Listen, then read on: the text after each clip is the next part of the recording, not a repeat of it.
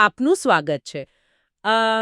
આજે આપણે એક એવા સવાલ પર વાત કરવાના છીએ જે ખરેખર સદીઓથી ધર્મશાસ્ત્રીઓને પણ મૂંઝવતો આવ્યો છે. સ્ત્રોતો જે પ્રશ્નો ઉઠાવે છે તે ખૂબ જ ગહન છે. આપણે જાણીએ છીએ કે ઈશ્વરના 3 સ્વરૂપો પિતા, પુત્ર અને પવિત્ર આત્મા શાશ્વત છે. પણ શું પિતા અને પુત્ર વચ્ચેનો સંબંધ પણ એટલો જ શાશ્વત છે? એટલે કે શું પુત્ર સમયની શરૂઆત પહેલા અનંત કાળમાં પણ પુત્ર જ હતા કે પછી આ ભૂમિકા તેમણે પાછળથી ધારણ કરી? હમ આ ખરેખર એક જટિલ પ્રશ્ન છે અને સૌથી રસપ્રદ વાત એ છે કે સ્ત્રોતો પોતે જ સ્વીકારે છે કે આપણી સમજ કેટલી મર્યાદિત છે. એ સ્પષ્ટ કહે છે કે જો આપણે મનુષ્યો આપણી આસપાસના બ્રહ્માંડને પૂરી રીતે સમજી નથી શકતા તો પછી બ્રહ્માંડના સર્જનહારના આંતરિક સ્વભાવને સમજવાની અપેક્ષા કેવી રીતે રાખી શકીએ. પણ તોય બાઇબલના આધારે સ્ત્રોતો 2 અલગ-અલગ લગભગ વિરોધાભાસી દૃષ્ટિકોણ રજૂ કરે છે. આજની આપણી ચર્ચાનો હેતુ એ નથી કે કોણ સાચું છે તે નક્કી કરીએ, પણ એ સમજવાનો છે કે આ બંને દલીલો ક્યાંથી આવે છે અને તે ઈશ્વર વિશે શું કહે છે. બરાબર. તો જાણે આપણે એક રહસ્ય ઉકેલી રહ્યા છીએ જેના 2 અલગ અલગ ઉકેલ હોઈ શકે છે. ચાલો પહેલા દૃષ્ટિકોણથી શરૂઆત કરીએ. જે લોકો માને છે કે આ પિતા પુત્રનો સંબંધ હંમેશાથી હતો, એમની મુખ્ય દલીલ શું છે? આ વિચારધારા મુજબ પિતા અને પુત્રનો સંબંધ કોઈ કામચલાઉ વ્યવસ્થા નથી, પણ ઈશ્વરના મૂળભૂત સ્વભાવનો જ એક ભાગ છે. તેઓ કહે છે કે પુત્ર અનંતકાળથી જ પુત્ર છે, મતલબ સમય અને અવકાશની રચના થઈ એ પહેલાં પણ આ સંબંધ જ સૃષ્ટિનો પાયો છે. અને આ દલીલને મજબૂત કરવા માટે સ્ત્રોતોમાં એકમાત્ર પુત્ર અને જ્યેષ્ઠ પુત્ર જેવા શબ્દોનો ઉપયોગ થયો છે. સામાન્ય રીતે આ બંને શબ્દો એક સરખા લાગે, પણ અહીં તેમનો અર્થ અલગ છે, ખરું ને? હા, અને આ તફાવત તમે જુઓ ખૂબ જ મહત્વનો છે. આ દૃષ્ટિકોણ મુજબ એકમાત્ર પુત્ર એ એમની શાશ્વત દૈવી ઓળખ છે, સર્જનહાર તરીકેની. જ્યારે તેઓ મનુષ્ય બનીને પૃથ્વી પર આવ્યા ત્યારે તેઓ સર્જિત જીવોમાં જ્યેષ્ઠ પુત્ર બન્યા. એટલે કે એમનો મૂળભૂત સ્વભાવ નહોતો બદલાયો, ફક્ત એમની ભૂમિકામાં એક નવું પાસું ઉમેરાયું. બિલકુલ. જાણે કોઈ રાજા પોતાના લોકોની વચ્ચે રહેવા માટે સામાન્ય નાગરિકના વેશમાં આવે, પણ તે અંદરથી તો રાજા જ રહે છે. પણ અહીં એક પ્રશ્ન થાય છે. જો તેઓ હંમેશાથી પુત્ર હતા, તો સ્ત્રોતમાં અમુક જગ્યાએ એવું કેમ લખ્યું છે કે આજે મેં તને જન્મ આપ્યો છે? આ વાત તો એવું સૂચવે છે કે પુત્ર બનવાની શરૂઆત કોઈ ચોક્કસ સમયે થઈ. આ પ્રથમ દૃષ્ટિકોણ સાથે કેવી રીતે બંધ બેસે છે? ખૂબ સારો પ્રશ્ન. જુઓ, આ દૃષ્ટિકોણના સમર્થકો કહે છે કે જન્મ આપ્યો એ શબ્દનો અર્થ આપણા માનવ જન્મ જેવો નથી. તેઓ હિબ્રુ 5.8 જેવી કલમો તરફ ધ્યાન દોરે છે, જ્યાં લખ્યું છે, જો કે તે પુત્ર હતા છતાં તેમણે દુઃખ સહન કરીને આજ્ઞાપાલન શીખ્યા. અહીં બહાર જો કે તે પુત્ર હતા પર છે, જે દર્શાવે છે કે દુઃખ સહન કરતા અને આજ્ઞાપાલન શીખતા પહેલાં પણ તેઓ પુત્ર જ હતા. એમનું પૃથ્વી પરનું જીવન એમની પુત્ર તરીકેની ઓળખની પુષ્ટિ હતી, શરૂઆત નહીં. અને આ દૃષ્ટિકોણ માટે ક્રોસ પરના બલિદાનનું શું મહત્વ છે? શું આ સંબંધની શાશ્વતતા એ ઘટનાના અર્થને વધુ ગહન બનાવે છે? બિલકુલ. આ મત મુજબ જો પિતા-પુત્રનો સંબંધ માત્ર એક કામચલાઉ ભૂમિકા હોત, તો ક્રોસ પરનું બલિદાન એની ભાવનાત્મક અને ધર્મશાસ્ત્રીય ઊંડાઈ ગુમાવી દેત. રોમન્સ 8.32માં જે કહેવાયું છે, જેણે પોતાના પુત્રને પણ બચાવ્યો નહીં, પણ આપણા સૌને માટે તેને સોંપી દીધો, તે એક વાસ્તવિક, ઊંડા અને શાશ્વત સંબંધનો પુરાવો છે. એ કોઈ નાટક નહોતું, ખબર છે, પણ એક પિતા દ્વારા પોતાના પ્રિય પુત્રનું સાચું બલિદાન હતું. આ સંબંધની વાસ્તવિકતા જ બલિદાનને અર્થપૂર્ણ બનાવે છે.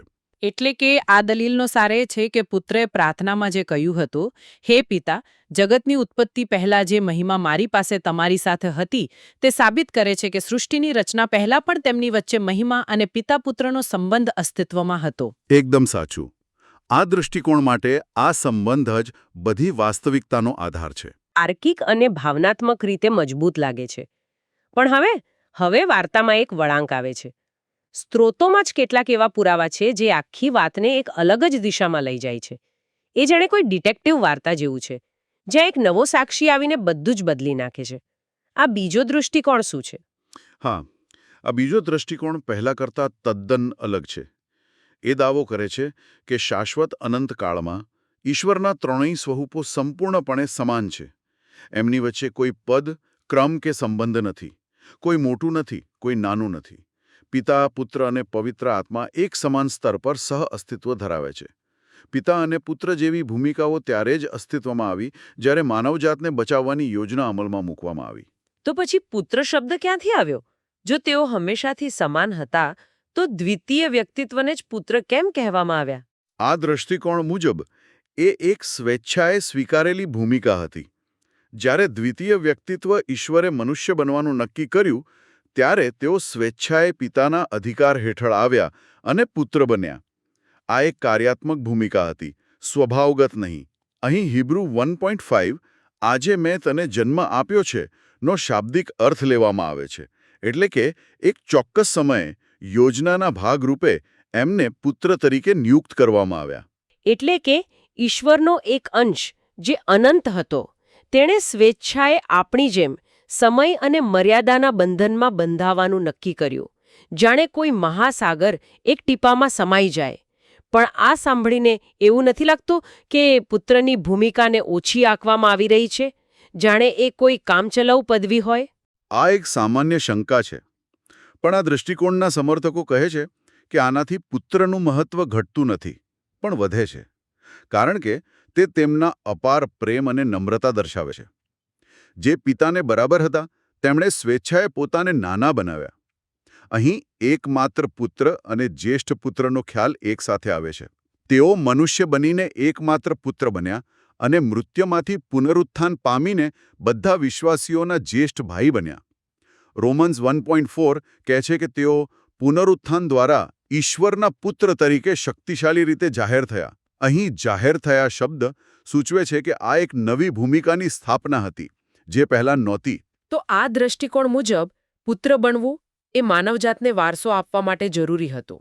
જો સૃષ્ટિની યોજના અલગ હોત તો કદાચ દ્વિતીય વ્યક્તિત્વ પુત્ર ન બન્યા હોત અને આ ભૂમિકાનો અંત પણ થશે, ખરું ને? હા, અને આ દલીલનો સૌથી મજબૂત મુદ્દો છે. 1 કોરિન્થિયા 15:28માં સ્પષ્ટ લખ્યું છે કે અંતમાં જ્યારે બધું પૂરું થઈ જશે ત્યારે પુત્ર પોતે પણ પોતાને પિતાને આધીન કરશે, જેથી ઈશ્વર જ સર્વસ્વમાં સર્વસ્વ બને. આ સૂચવે છે કે પુત્રની આધીનતાની ભૂમિકા એક ચોક્કસ હેતુ માટે છે અને તે હેતુ પૂરો થયા પછી સમાપ્ત થશે. ત્યાર પછી ત્રણેય વ્યક્તિત્વ ફરીથી એમની મૂળ શાશ્વત સમાનતાની સ્થિતિમાં પાછા ફરશે. ખરેખર આ તો મગજને કસરત કરાવે એવો વિષય છે. આપણી પાસે બે તદ્દન અલગ તારણો છે અને બંને માટે સ્ત્રોતોમાં મજબૂત પુરાવા છે. તો આ બંને દૃષ્ટિકોણ જાણ્યા પછી આપણે ક્યાં પહોંચ્યા? આ બધી ચર્ચાનો અર્થ શું છે? જો, અહીં સૌથી મહત્વની વાત એ છે કે આ બંને દૃષ્ટિકોણ અમુક મૂળભૂત સત્યો પર સહમત છે.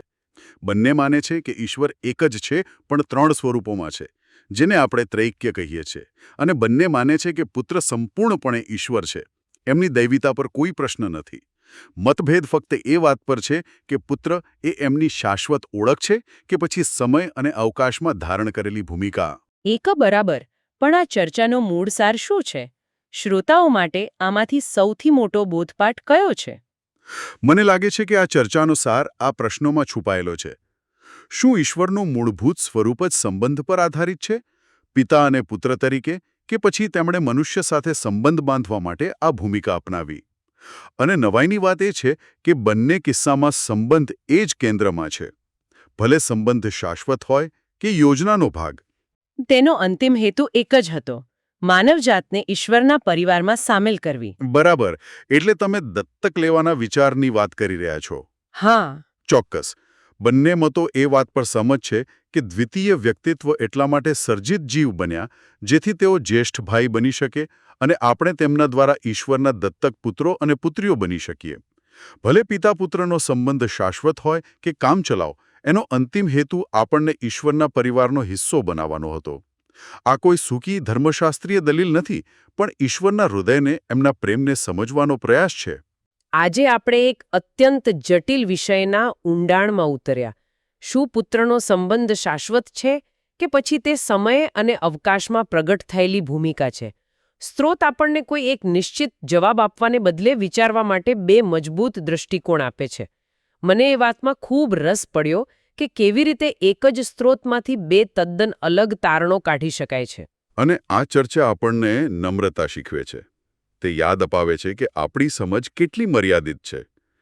ધર્મશાસ્ત્રીઓએ આ વિષય પર સદીઓથી એટલી બધી શાહી વાપરી છે કે કદાચ એક નાનું તળાવ ભરાઈ જાય. અને છતાં પણ આપણે હજી ચર્ચા કરી રહ્યા છીએ. કદાચ આ વિષયનું મહત્વ તેના અંતિમ જવાબમાં નથી, પણ તે ઈશ્વરના સ્વભાવ અને મનુષ્ય સાથેના તેમના સંબંધ વિશે જે પ્રશ્નો ઊભા કરે છે તેમાં છે. અને અહીં શ્રોતાઓ માટે એક અંતિમ વિચાર છે જેના પર તેઓ મનન કરી શકે છે. સ્ત્રોત એક રસપ્રદ કાલ્પનિક પ્રશ્નો ઉઠાવે છે. કલ્પના કરો કે બધું ઉલટું થયું હોત. જો યોજના અલગ હોત અને દ્વિતીય વ્યક્તિત્વને બદલે પ્રથમ વ્યક્તિત્વ ઈશ્વર એટલે કે પિતા સર્જિત જીવ બન્યા હોત, તો શું તેઓ દ્વિતીય વ્યક્તિત્વના પુત્ર તરીકે અવતર્યા હોત? શું પિતા-પુત્રનો સંબંધ ઉલટાઈ ગયો હોત? આ પ્રશ્ન આપણને વિચારવા મજબૂર કરે છે કે આ ભૂમિકાઓ કેટલી મૂળભૂત છે અને કેટલી કાર્યાત્મક.